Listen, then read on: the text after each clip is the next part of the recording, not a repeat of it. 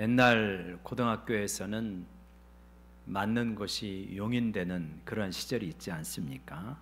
영화 친구의 한 장면에서도 이제 선생님이 아이들을 불러가지고 네 아버지 뭐 하시노? 이래가지고 때리는 장면이 나오잖아요. 고등학교에서도 똑같은 선생님이 있었다 그래요. 그래서 학생이 시험을 잘못 보면 불러내가지고 네 아버지 뭐 하시노? 우리 아버지 회사 다니십니다. 네 아버지는 네 공부시키려고 그렇게 회사에서 상사 눈치 보면서 그렇게 고생을 하는데 성적을 이게 뭐냐? 너 맞아야 되겠지 하고 퍽퍽 때렸다고 그래요. 또 한 아이가 떠들면 불러내가지고 네 아버지 뭐 하시노? 그러면 시장에서 장사하십니다. 네 아버지는 네 공부시키려고 시장에서 손님들 눈치 보면서 그렇게 고생하는데 수업 시간에 떠들어? 맞아야 되겠지. 퍽퍽 때리고 그랬다고 그래요. 하루는 한 학생이 걸렸는데 불러냈습니다. 그리고 똑같은 질문을 하시는 네 아버지 뭐 하시노? 그랬더니 아버지 놀고 계십니다. 어떻게 먹고 사는데? 어머니가 미용실에서 먹고 삽니다. 그랬더니 이제 학생들은 예상하기를 야, 네 엄마가 그렇게 손님들 눈치 보면서 머리 깎아가지고 너 공부시키는데 수업 시간에 떠들어? 맞아야 되겠지 예상했는데 선생님이 뜻밖의 말을 하더래요. 부럽다. 들어가라.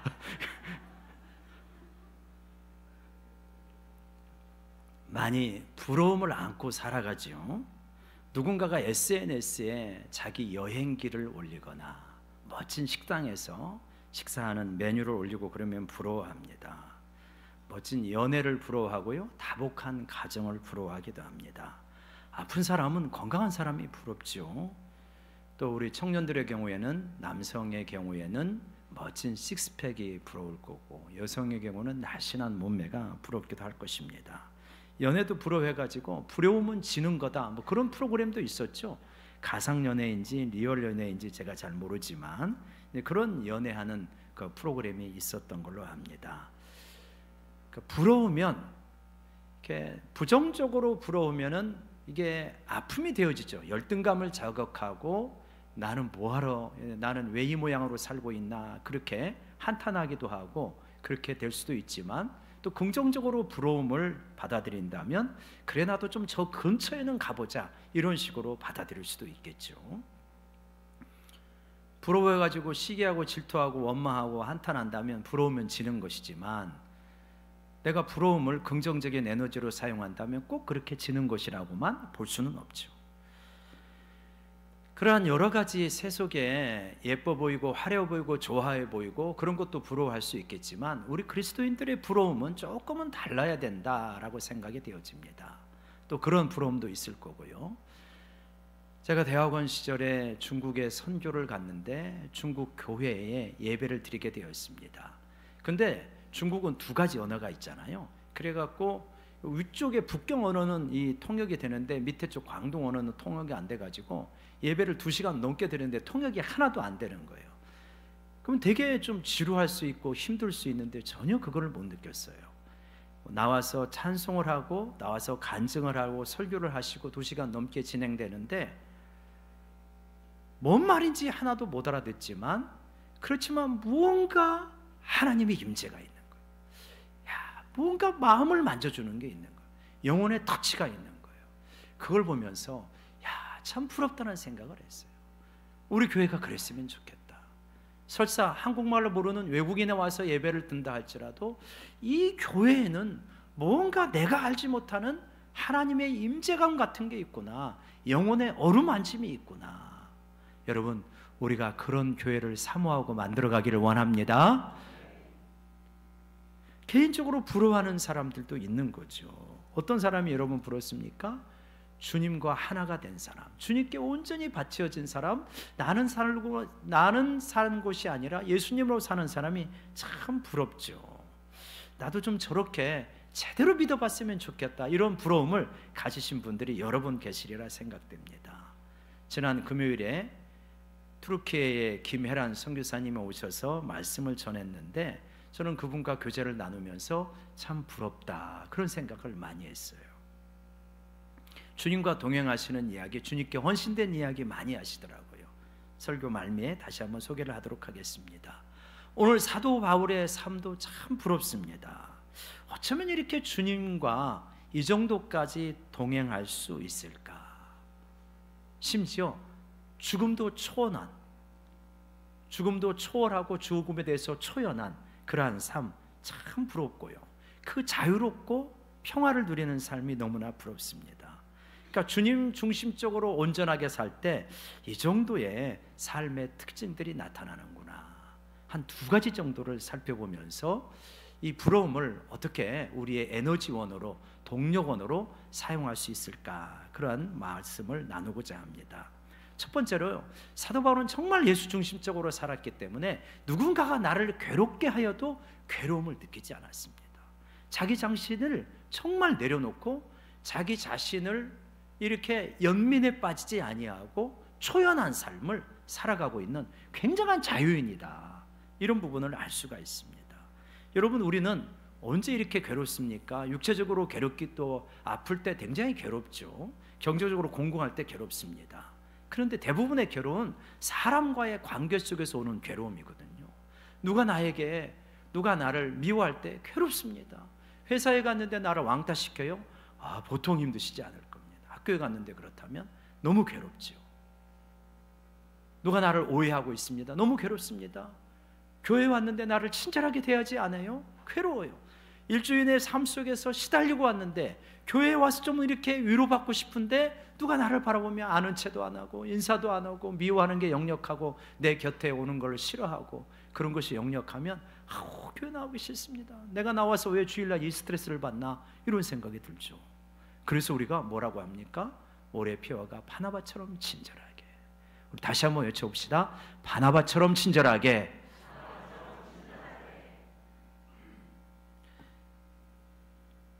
근데 여러분, 우리들이 살아가는데 이 관계로 인한 그 어려움들이 애착에서 문제가 생긴다고 하는 걸 주장한 사람이 있어요. 볼비라고 하는 사람이 애착 이론을 이렇게 소개를 하는데요.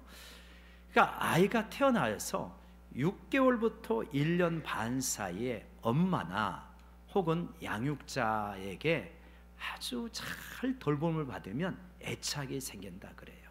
애착. 그래서 사랑에서 뿌리가 내리는 거예요. 그러면은 이 아이는 굉장히 건강하게 살아가는데, 그 애착이 얼마나 중요하냐면 제2의 유전자다, 이렇게 이야기합니다. 이건 잘 안 바뀐대요. 그러니까 내가 우리 젊은 엄마들이나 우리 청년들에게 부탁하잖아요. 결혼해서 애 낳으면 3년 동안은 제발 좀 키워달라. 그것도 안 된다면 적어도 1년 반까지는 꼭 키워달라. 왜냐? 그러니까 인생에 유전자가 생기는 거, 후천적 유전자가. 이 유전자는 벗어나기가 쉽지가 않아요. 그런 거죠. 그래서 잘 돌봄을 받으면 어떻게 되어지냐? 왼쪽 상단에 있는 것처럼 안정형의 사람이 되어집니다. 안정형. 그래서 자기에 대해서도 긍정적으로 생각하고 타인에 대해서도 긍정적으로 생각하는 것입니다. 그렇게 되니까 어떻게 될까요? 그렇게 되니까 뭔가 오해가 있으면 적극적으로 나서서 풀죠. 뭔가 마음이 상한 일이 있으면 상대방 감정 상하지 않게 자기의 감정을 잘 표현할 수 있게 되어집니다.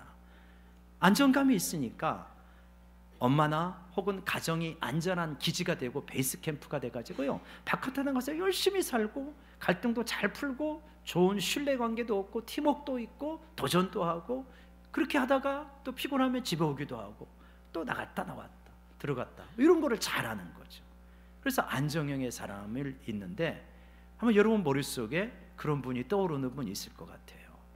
저분은 자기 자신에 대해서도 소중하게 여기고 남도 소중하게 해서 뭔가 안정돼 있다. 그런가 하면 좀 의존형이 있다 그러죠.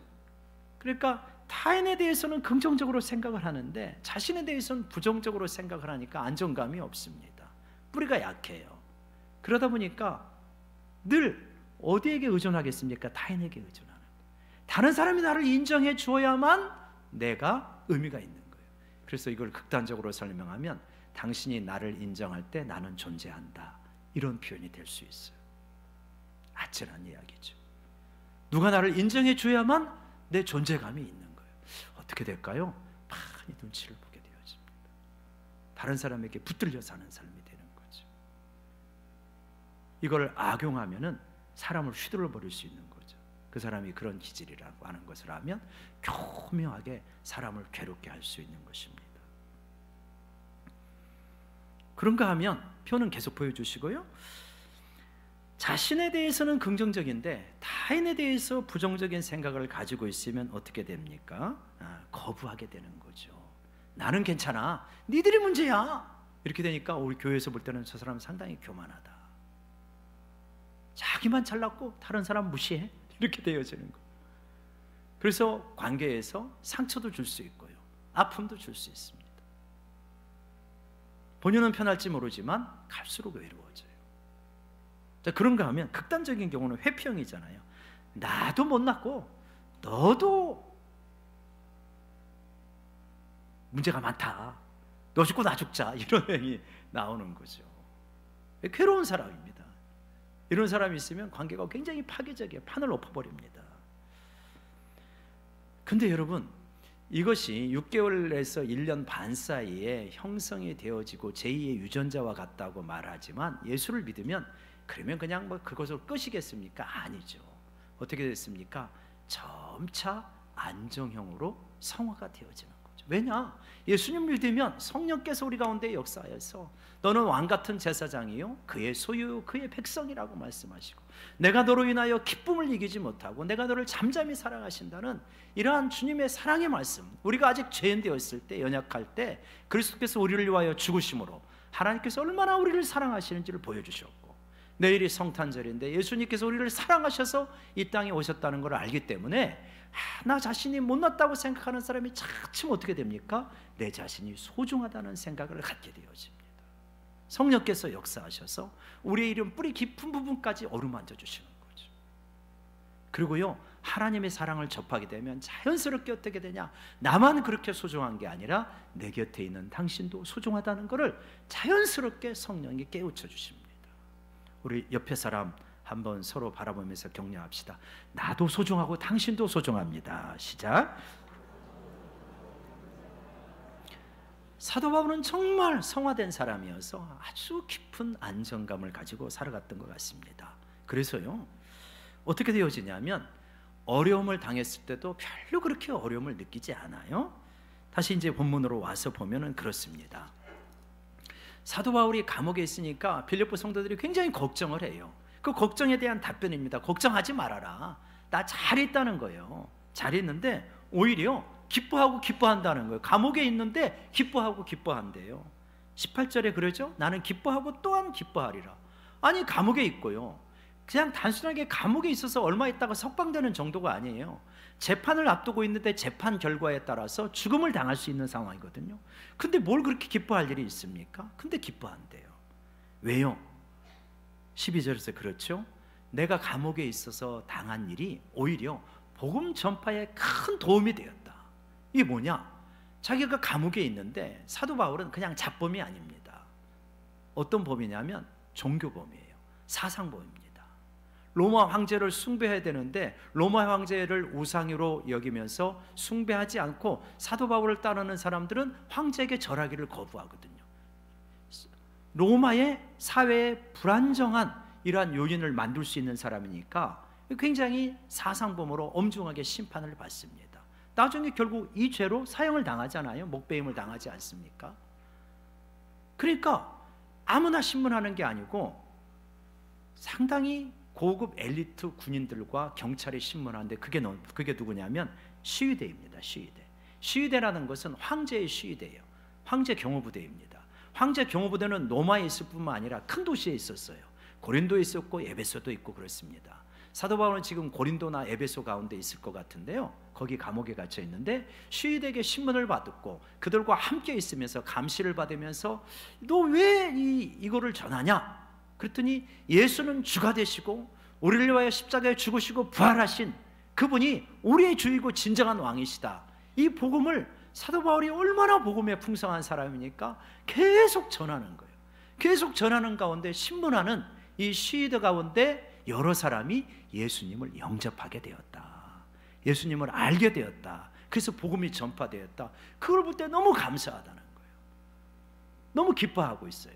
두 번째로 뭐냐면 자기가 감옥에 갇히니까, 이 사도 바울이 감옥에 갇히니까 아이고 사도 바울이 대단하고 예수님의 그냥 이 사도이고 사도 가운데도 가장 강력한 사도인데 감옥에 갇히는 걸 보니까 예수님 별거 없구나, 힘도 별로 없구나, 이렇게 생각하지 않았다는, 형제를 사랑하는, 이 사도 바울을 사랑하는 이 형제들이 선한 마음과 착한 뜻으로 복음을 전하다 저렇게 갇혔으니 우리도 더 열심을 내자 하고 막 착한 뜻으로 복음을 열심히 전하는 것, 그래가지고 복음 운동이 활발하게 이루어집니다. 그걸 보면서 또 기뻐하고 있어요. 근데 또 하나 기뻐하는데, 그거는 뭐냐면 사도 바울에 대해서 평상시에 경쟁심을 가지고 있는 사람들이 있어요. 워낙 사람들이 사도 바울 대단하고 기적도 많이 나타나고 말씀도 뛰어나고 당대의 천재이고, 그러니까 평범한 사람들은 시기하고 질투할 만하잖아요. 사람들이 다 사도 바울 하니까.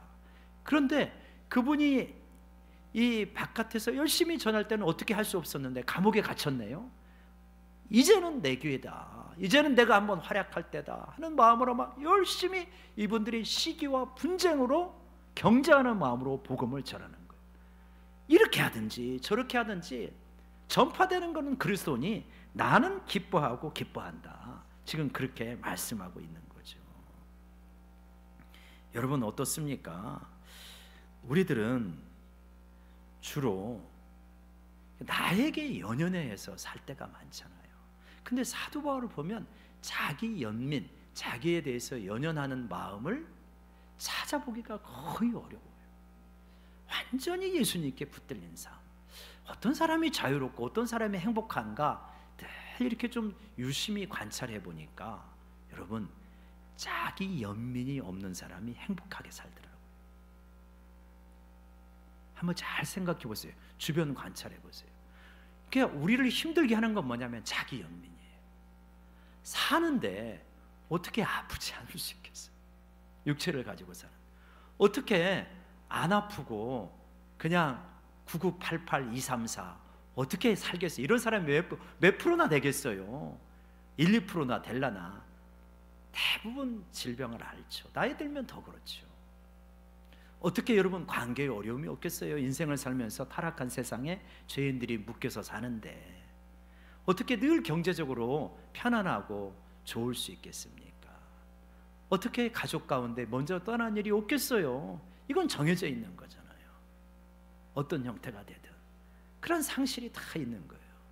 그러니까 이때 자기 연민에 붙들리면요 굉장히 힘들어집니다. 삶이 고단해져요. 그거를 잘 극복할 수 있는 믿음이 굉장히 중요해요. 우리가 이게 자기 연민이 이게 나를 오히려 망가뜨리는구나. 그래서 내가 그리스도와 함께 십자가에 못 박혔나니, 이거는 뭐냐면 자기 연민을 십자가에 못 박는다는 이야기입니다. 어떻게 큰 슬픔 가운데 한 번에 그렇게 되겠어요? 과정이 있지만 근본적으로는 이게 등락이 있을 수 있지만 근본적인 이 밑바탕에 자기 연민에 붙들리지 않는 마음, 이거를 신앙적으로 잘 가꾸어 가는 것이 우리로 하여금 굉장히 자유롭고 행복하게 만듭니다. 사도 바울이 그런 거예요. 아니 감옥에 갇혔잖아요. 복음 전하다가 죽을 수 있잖아요. 아유, 하나님 이러실 수가 있습니까? 평생 복음 전도하니라고 헌신했는데 가난한 것도 못 미쳐서 이런 일까지 허락하십니까? 그러면서 자기 연민에 빠졌잖아요. 아우, 내가 이렇게 했는데 나를 불쌍히 여기는 게 아니라 나를 미워하는 마음으로, 경쟁 마음으로 복음을 전해 저 괘씸한 놈들, 이럴 수 있잖아요. 이게 없어요. 나는 없고 그리스도만 있는 거예요. 나는 어떻게 되는 거 별로 중요하지 않아요. 그리스도가 전파되는 거, 예수님께 완전히 붙들리는 거죠. 예수님이 얼마나 좋은지를 알기 때문에 예수님께 완전히 붙들린 삶입니다. 비유하자면 이런 거예요. 상해 임시정부가 있었잖아요. 그 임시정부에서 이 나라의 독립을 위해서 목숨을 건다고 사람이 모였습니다. 그러면서 내각을 조각을 하는데 국무장관도 있고 내무장관도 있고 뭐 경찰청장도 있고 막 그러잖아요. 근데 어떤 사람이 그러는 거예요. 나는 임시정부에서 적어도 장관이 돼야 내가 이 일을 하지, 안 그러면 나 자리 안 주면 안 한다. 그러면 어떻게 생각하겠습니까? 아유, 저 철부지. 김구 선생님이 그렇게 생각하지 않겠어요? 저 철부지구나. 나라의 독립을 위해서 내가 문지기가 된들 뭐가 중요하겠느냐. 나라만 독립할 수 있다면. 큰 것에 자기 자신을 바칠 수 있는 거죠. 사도 바울은 하나님 나라가 얼마나 크고 위대한지를 알았기 때문에 내가 뭐 경쟁의 대상이 되고 내가 잊혀지고 그런 것들에 연연해하는 것이 아니라 이 복음이 전해지고 그리스도만 전파될 수 있다면 나는 어떤 상황이 되어도 기뻐하고 기뻐하노라. 얼마나 놀라운 자유입니까? 여러분, 우리가 이 자유를 부러워할 수 있기를 원합니다. 나에게 연연하면 연연할수록 자유가 적어요. 그러나 나를 잊으면 잊을수록 자유가 커지는 것을 사도 바울이 보여주는 거죠. 두 번째로는요, 사도 바울은 놀랍게도 우리 모두 대부분의 사람들이 연연해야 하는 죽음에 대해서 굉장히 초연합니다. 어떻게 이 정도까지 가실 수 있을까 싶을 정도죠. 21절을 보시면 사도 바울이 그런 말씀을 하셔요. 이는 내게 사는 것이 그리스도니 죽는 것도 유익합니다. 여러분, 죽는 것도 유익하다고 솔직히 고백할 수 있는 분이 우리 가운데 몇 분이나 계실지 잘 모르겠어요. 저도 이렇게 고백은 어려워요. 죽는 것도 유익하다. 어떻게? 우리 죽음이 오면 다 두려워하잖아요. 할 수만 있으면 더 오래 살고 싶잖아요. 그러지 않습니까? 근데 사도 바울은 죽는 것도 유익하대요. 두 가지 이유가 있는데, 첫 번째는 뭐냐면 육체 가운데 사는 것이 너무 고통스러워요. 고린도 전서와 고린도 후서를 보면 너무 많은 고통을 받았어요. 배고픔, 헐벗음, 가난함, 매로 맞고 배가 파선하고 40에 하나 감한 매, 그러니까 39대 태장을 맞는 거를 5번이나 맞았고, 멸시, 조롱, 비웃음, 외로움, 뭐 너무나 많은 고난을 받았기 때문에 내가 감옥에서 석방돼서 나가면 또 그 고난의 길이 있는 거예요. 그러니까 오히려 나의 육체를 위하여서는 죽는 것도 유익하다라고 이렇게 말합니다.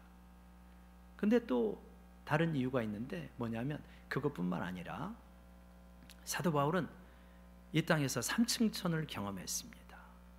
그래서 하늘나라가에서 사람에게 감히 말하기는 어려운 그런 비밀의 이야기를 많이 들었어요.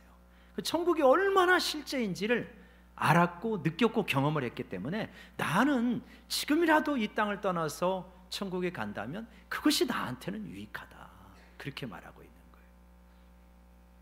제가 부교육자 할 때 우리 교회에 전도사님이 계셨는데, 박동숙 전도사님이라는 분인데 처녀셔요. 일생 동안 복음을 위해서 헌신하신 분이에요. 굉장히 귀한 분이신데 뭐 그렇게 헌신적이고 그렇게 욕심도 없고 그런 분인데도 뭐 어려움이 없겠어요. 하루는 좀 심한 오해를 받았대요. 그래서 너무 힘들어가지고 밤에 울면서 기도를 하는데, 이 울면서 기도하다가 이제 이런 거를 보게 되었다는 거예요. 뭐냐면 천국에 올라갔는데 이 땅에서는 보지도 못한 꽃밭이 그렇게 끝도 없이 펼쳐졌더래요.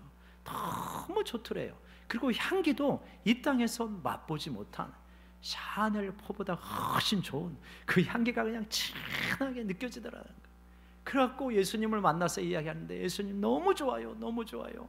나는 이제 여기서 영원히 살래요. 그랬더니 예수님께서 사랑하는 딸아, 아직은 때가 아니다, 내려가라 그러시더래요. 그래가지고 안 된다고, 나 안 내려간다고, 주님 나 안 내려가요, 안 내려가요. 근데 내려가라, 내려가라 해서 주님 가기 싫어요. 그랬더니 내려가라, 가기 싫어요 하면서 소리치는 딱 눈이 떠지더래요. 근데 꿈에서 깼는데 한참 동안 천국에서 맡았던 그 꽃의 향기가 한참 동안 자기 주변에 있더라는 거예요. 한참 동안. 그래서 이 향기는 이 땅에서 맛보지 못한 향기다. 그래서 자기는 너무 확신을 한대요. 천국 가면 정말 우리가 이 땅에서 보지 못한 이 놀라운 세계가 있다는 걸 자기는 경험을 했다는 거예요. 그러니까 꿈이 아니라 아직도 그 향기가 자기 주변에 있었으니까 그걸 경험했다는 거죠. 아마도 사도 바울은 그런 심정이 있었던 것 같다. 삼층천을 보고 왔기 때문에 내가 떠나는 것이 유익하다고 말하는 거죠. 자, 그런데 문제가 하나 있습니다. 뭐냐? 육신으로 살아야 이 땅에서 성도들에게 유익을 준다는 것이 22절, 23절에 있는 거죠.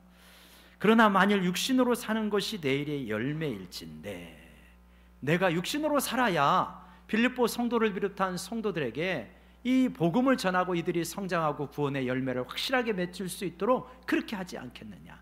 그래서 내가 둘 사이에 끼었다는 거예요. 그래서 나 자신을 위하여서는 지금이라도 주님 앞에 재판을 받고 죽음을 당하여서 주님 앞에 가고 싶지만, 그러나 여러분들을 생각한다면 내가 이 땅에 있어야 돼서 둘 사이에 끼었습니다. 나는 없어요. 보면 그죠? 내 편안함과 안락함과 내 안일함과 이런 거 없습니다. 그냥 주님과 있는 것이 너무 좋고 성도들을 위하는 마음이 있고 이 둘 사이에 끼었다고 말합니다.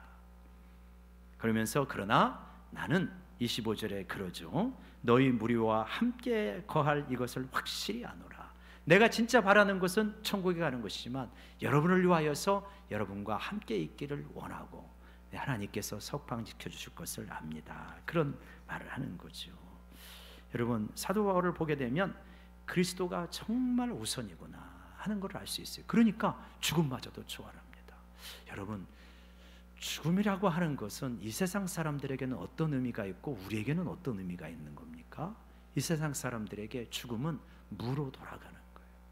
사람의 생명이라고 하는 것은 심장이 박동을 하고요, 뇌세포가 정상적으로 작동을 할 때 그것이 생명이 있는 거잖아요. 하나만 멈추면 죽은 거잖아요. 둘 다 멈추면 완전히 죽은 거죠. 그리고는 무로 돌아간다고 생각을 합니다. 물리학 강의를 우리 한국사에서 잘 대중적으로 하고 계시는 김상욱 박사님이 이 자기 동료의 죽음에 대해서 이야기를 하더라고요. 동료가 연구도 같이 하고 아주 신실한 그러한 좋은 학자가 있었는데 갑자기 젊은 나이에 죽게 되었대요. 그래가지고 너무 이제 속상해하고 안타까워하면서 죽음을 물리학적으로 생각을 해봤대요. 그랬더니 죽음이란 무엇인가? 내 친했던 동료 학자는 어디 있는가? 우주 어딘가에 원자 형태로 존재하고 있다. 그렇게 이해를 하면서 위로를 얻으려고 하지만 위로가 잘 되겠느냐고 그러더라고요. 위로가 안 되죠. 우주 어딘가 원자로 있다고 여러분 이해가 되면은, 그러면 그게 뭐 위로가 됩니까? 안 되죠. 그러나 그리스도인에게서 죽음은 마지막도 아니고 원자로 있는 형태도 아니고, 죽음은 뭡니까? 이 땅에서의 막이 끝나고 영원한 세계에 새로운 막이 열리는 것이 우리 그리스도인에게 죽음입니다. 우리는 그걸 붙들고 사는 거예요. 내가 죽으면 그리스도와 함께 있을 것이다. 사도 바울은 내가 죽으면 무로 돌아가는 것도 아니고 우주 어딘가의 원자 형태로 존재하는 것도 아니고 내가 죽으면 그리스도 앞에 있게 될 것이다. 그리스도와 영원히 머물게 될 것이다. 그래서 여러분, 우리 특별히 좀 나이가 들어가면 들어갈수록 죽음에 대한 생각을 굉장히 잘 정리해야 됩니다. 죽음이 왔을 때 두려워하면서 벌벌벌 떨고 조금이라도 더 살게 해주세요, 이렇게 할 것인가? 아니면 내가 정말 그리스도를 믿고 부활을 확신하기 때문에 주님 두렵긴 하지만 불안하긴 하지만 그러나 그리스도와 함께 있을 것을 믿고 이 죽음의 강을 믿음으로 건너가기를 원합니다. 이런 기도를 우리가 많이 해야 됩니다. 사도 바울 보세요. 죽음도 그냥 초월해 있어요. 죽음에 대해서 굉장히 초연합니다. 사도 바울의 삶의 순위를 보면 1순위가 그리스도예요. 2순위가 형제입니다. 자기 자신은 맨 꼴찌예요. 우리나라 선교회 그거 있잖아요. 조의 선교회. 조의 선교회가 그렇게 되지 않습니까? 조의 선교회 보면 지저스가 퍼스트예요. 오직 그리스도가 처음이고 다른 사람들 이웃이 세컨이에요. 그리고 당신이 서드예요. 그래서 뭐냐? 그래서 조의가 나오는 거예요. 기쁨이 나오는 거예요. 예수님이 먼저가 되고 이웃이 두 번째가 될 때 기쁨이 나오죠. 뒤집어서 살면 당신이 먼저가 되면 기쁠 것 같지만 의외로 그렇게 안 기쁩니다. 번민이 참 많아져. 근데 그리스도 중심적으로 살면 굉장히 희한한 기쁨이 우리 가운데 밀려오게 됩니다. 성령님이 주시는 기쁨이 밀려오죠. 저는 오늘 말씀을 준비하면서 상당히 고민을 했어요. 사도 바울에 대해서는 이해가 되어지고 설명이 되어지는데 과연 이것이 우리 성도님들에게 얼마나 적실성이 있을까? 얼마나 현장감이 있을까? 그래, 나도 바울처럼 죽음을 초월해서 살자, 이게 그렇게 도전이 되어질까? 어떤 분에게 좀 먼 얘기 하니까 마치 전도 집회를 갔는데 전도 강사님이 간증하기를 나는 이렇게 해서 1년 동안에 1000명을 전도했습니다. 그러면 와 도전받는다 이렇게 되어지기보다는 아유, 나하고는 너무 거리가 머네. 우리가 도전받는 것은 내가 열심히 전도해서 1년 동안에 10명 전도했습니다 하면 우리가 도전이 되어지거든. 그래, 나도 한번 해보자. 10명은 못하도 5명이라도 3명이라도 해보자. 이렇게 되어지는 거거든요. 사도 바울의 이야기가 혹시 그렇게 느껴지지는 않을까 고민하고 기도하고 묵상하는데, 하나님이 대부분 경우처럼 그렇지만 또 말씀을 주시더라고요. 깨달음을 주시고 팁을 주시더라고요. 그게 뭐냐면 우리 김혜란 선교사님과의 만남이었습니다. 김혜란 선교사님 금요일 날 오셔서 간증을 해주시고 말씀을 전했는데, 그분이 좀 겸손하셔가지고 자기 이야기를 많이 안 하시더라고요. 근데 이제 이분이 29살의 여성으로서 독신 선교사로 이제 투르키아로 가게 되었죠. 그 집안이 부유했다 그래요. 그래서 유복한 집안에서 태어나서 5살 때부터 그림을 그리기 시작했고, 초등학교에 가가지고 미술 대회가 나가면 거의 최우수상을 다 휩쓸었다고 합니다. 그래서 초등학교 5학년, 6학년 때는 천재라는 소리까지 들었다고 그래요. 그래서 자기에게 있어서 그림은 절대로 내려놓을 수 없는 그런 것이었대요.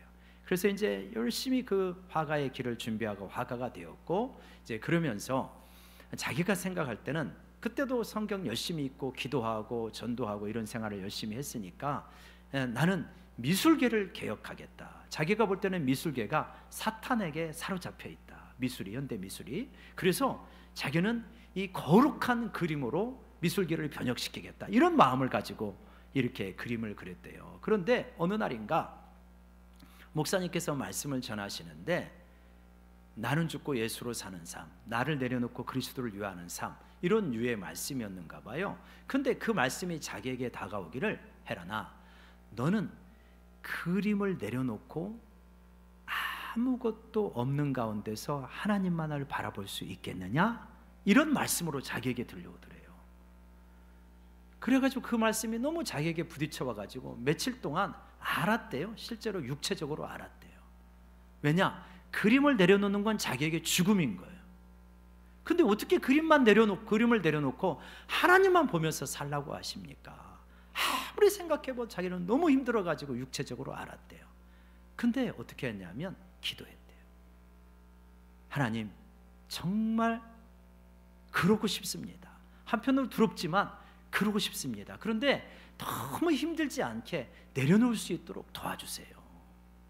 그렇게 기도를 했대요. 그랬더니 그 해에 이런 일, 저런 일, 이런 일이 생기면서 몇 개월 만에 자기가 어렵지 않게 내려놓고, 그림을 내려놓고, 화가로서의 삶을 내려놓고 하나님을 위하여서 복음을 전하는 길로 가겠습니다. 마태복음 28장 18절부터 20절까지 너희는 가라고 하겠으니까 가겠습니다. 그러면 그 나라가 어디냐? 복음을 듣지 못한 사람들이 있는 그곳에 가서 전하겠습니다. 그래가지고 당시에 터키로 가게 된 거죠. 그때의 나이가 29살이었다고 하더라고요. 그러니까 우리 청년 자매들 나이잖아요. 29살. 공교롭게도 저희 딸 나이하고 똑같더라고요. 그래서 여러 가지 생각을 했어요. 딸이 만약에 혼자서 하나님의 인도를 받았으니 아빠 선기지로 갈게요. 그러면은 그래 가라 하면서 바로 보낼 수 있을까? 자신이 없더라고요. 아들이 가겠다고 하면 보낼 것 같아요. 가라. 그런데 딸이 간다고 하니까 좀 걱정이 될 것 같아요. 아빠의 심정이 그렇잖아요. 용감하더라고요. 그래서 25년 동안 터키에서 그렇게 복음을 전한 거예요. 터키에서 복음을 전하고 그러면서 참 많은 체험을 했대요. 경찰에 붙잡히기도 하고, 또 예배 드릴 때 어떤 테러의 위험, 유리창 깨지는 건 다반사고요. 예배 드리고 있으면 이슬람 사회에서 유리창 돌 던져가지고 깨지는 건 뭐 다반사고, 위협도 많이 받고, 복음 전하다가 경찰에게 잡히기도 하고, 뭐 이런 일들이 많이 있었다고 하더라고요. 그럴 때마다 2, 3년에 한 번꼴로 집중적으로 기도하는 시간을 가졌대요. 하나님 어떻게 해야 됩니까? 다음 단계는 어떻게 해야 됩니까? 이걸 해야 됩니까? 내려놓아야 됩니까? 뭐 이러한 여러 가지 기도 때마다, 간절하게 기도할 때마다 하나님께서 응답해 주셔서 신실하게 사역할 수 있었다고 그러더라고요. 그러면서 자기는 깨달았대요. 내가 하나님만 바라보면서 그림을 내려놓게 되었을 때 그거 죽음인 줄 알았지만 사실은 훨씬 더 많은 걸 하나님께서 나에게 주시더라. 하나님은 진짜 나보다 나를 더 사랑하시고 나보다 나를 더 잘 아시는 분이 하나님이시더라. 그래서 하나님께서 말할 수 없는 은혜와 환경과 여러 가지 동료들과 이런 것들을 많이 주셨다고 이야기하더라고요. 여기가 저는 오늘 말씀에 대한 팁이었다고 생각이 듭니다. 우리들은 어떤 사람입니까? 우리들은요, 지금 사도 바울의 삶이 부러운 사람들이에요. 부러우면 지는 것이 아니라 부러움을 잘만 활용하면 그 근처로 조금씩 가게 되어집니다. 사도 바울의 이 자유로움과 죽음마저도 초월했던 이 어떤 열정, 철저하게 그리스도에게 붙들린 이 마음, 정말 부럽거든요. 그래서 부러우면 닮아가는 거예요. 우리 대부분이 이러한 부러움을 가지고 있다고 생각이 듭니다. 물론 멀죠. 사도 바울은 우리보다 멀지만, 그러나 한 번에 쫄보할 수 없겠지만 정말 우리가 사도 바울을 부러워하면서 주님, 저도 사도 바울처럼 정말 주님 한 분만 사랑하고 싶습니다. 주님, 제가 자랑하고 쌓아 올렸던 것 김혜란 선교사님처럼 내려놓고 하나님 한 분만 바라보면서 살고 싶습니다. 이 마음을 우리가 가지고 있다고 믿습니다. 그러면은 이 마음을 가지고 주님의 앞에 기도하는 거죠. 정말 주님 사랑하고 싶어요. 지금보다 더 훨씬 사랑하고 싶습니다. 주님에게 붙들리고 싶습니다. 주님, 사도 바울처럼 살고 싶습니다. 그래서 사람들의 평판과 인정과 이러한 여러 가지 잡다한 갈등, 하나님 그 속에서 시달리면서 내 인생을 낭비하는 것이 아니라 하나님에게 붙들려서 좀 자유롭고 초연하게 그렇게 살고 싶습니다. 정말 그런 마음이 우리에게 있잖아요. 근데 내 힘으로 잘 안 되니까 주님에게 그렇게 매달리고 기도하게 될 때 주님께서 그 마음을 주시리라 믿습니다. 죽음 누구나 두렵잖아요. 어떻게 두렵지 않겠습니까? 주님, 근데 저도 사도 바울처럼 죽음에 대해서 초연하고 주님이 부르신다면 기꺼이 갈 수 있는 마음을 갖고 싶습니다. 우리 다 그런 소원이 있잖아요. 그런데 그 마음을 내 힘으로는 안 되니까 주님에게 맡기고 기도할 때 주님께서 그 마음도 우리에게 주리라 믿습니다. 부러우면 지는 것이 아니라요, 부러우면 좋은 겁니다. 왜요? 그 부러움의 대상을 닮아가니까. 사도 바울을 닮아가서 사도 바울에 대해서 생각해 봤어요. 사도 바울은 성탄절 전날을 어떻게 보낼까? 얼마나 기뻐하면서 보낼까? 얼마나 감격하면서 보낼까? 덤덤하고 그냥 늘 해마다 오는 성탄절이니까 그렇지 라고 받아들이기보다는 정말 우리가 사도 바울의 심정으로 성탄절을 맞이하기를 원합니다. 그렇게 나아갈 수 있는 우리 모두가 되시기를 축원합니다. 기도하겠습니다.